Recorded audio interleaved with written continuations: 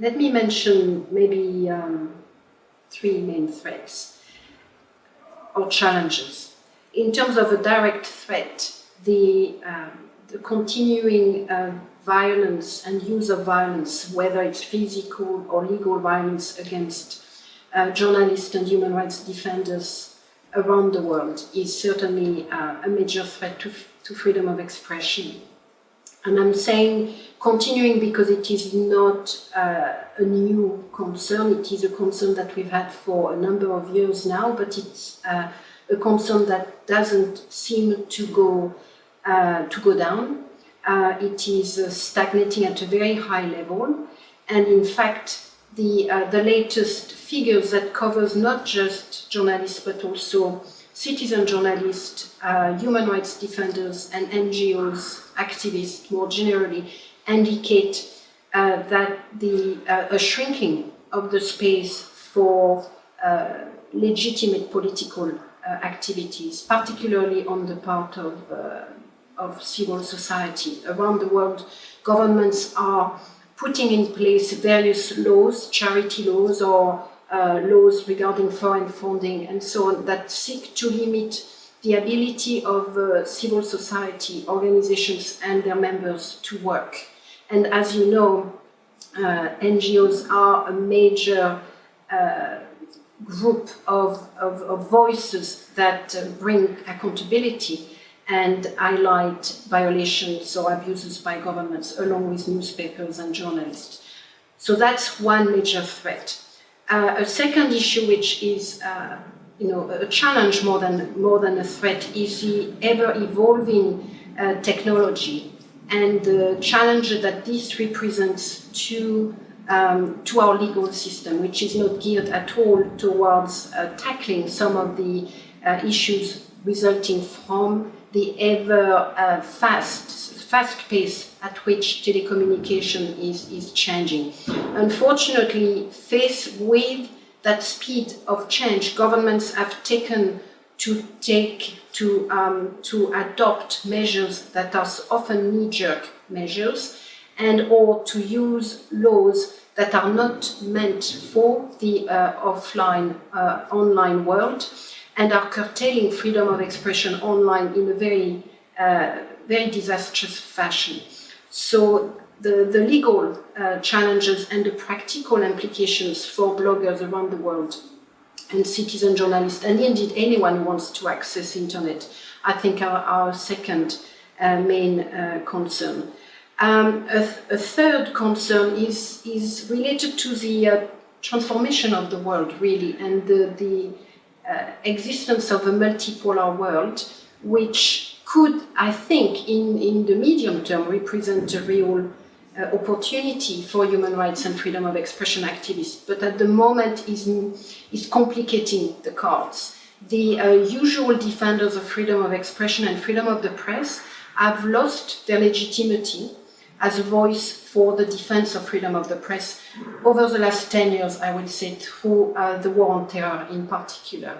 There are emerging economic powers such as Brazil, India, China, which so far have not taken on that strong role of defending freedom of expression, and indeed, for at least one of them, China is known as one of the enemies of freedom of expression. So we have a global political system where the voices for defending freedom of expression have either lost their legitimacy or are not there at a stage where they can become global actors to defend freedom of expression. So that's not a threat, but a certain challenge for free expression activists. The issue of communicating the message for the defense of freedom of expression is a complex one, because as you may know, unfortunately, media and journalists do not necessarily have a very high standing or status. Many surveys around the world indicate, in fact, that they count among the least trusted institutions in several countries in the world. So we do need, as Article 19 and other human rights organizations, we need to do a far greater work at defending freedom of expression in a context where there is a lack of trust for traditional media, at least.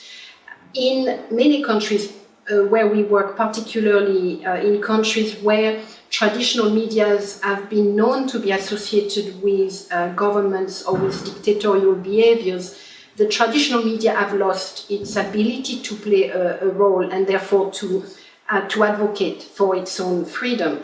The online world, the bloggers, the tweeters, have emerged as a main source of information that needs to be protected. The global trends regarding freedom of expression do indicate that there is a regression for the last 10 years. So we are not progressing as we did maybe 20 years ago for the first decade of the last 20 years. It is very clear that most Western democracies are either stagnating or are moving backward. If we look at Western Europe in particular, several laws or practices that have emerged over the last 5 years related to security, related to anti-terrorism, have had very negative impact on freedom of the press and freedom of expression. I think WikiLeaks is a fantastic opportunity for freedom of, at least for the right to know and for freedom of information. It has its risks, it has its dangers. However, the reaction that WikiLeaks has resulted into was far too disproportionate, really, to the opportunities that WikiLeaks has represented in terms of understanding better the global politics and the way some governments are treating, are considering and looking at each other. There were a number of, released from imprisonment that I think we need to be very happy with. I think Burma with Aung San Suu Kyi a year ago, and more recently the 180 political prisoners is an interesting development which we need to try to maximize, really, to the advantage of human rights protection. And more generally, I think technology and the way the young activists are using technology to push the boundaries for freedom of expression, I think, is a great, the great hope we have for the defense of free expression and human rights.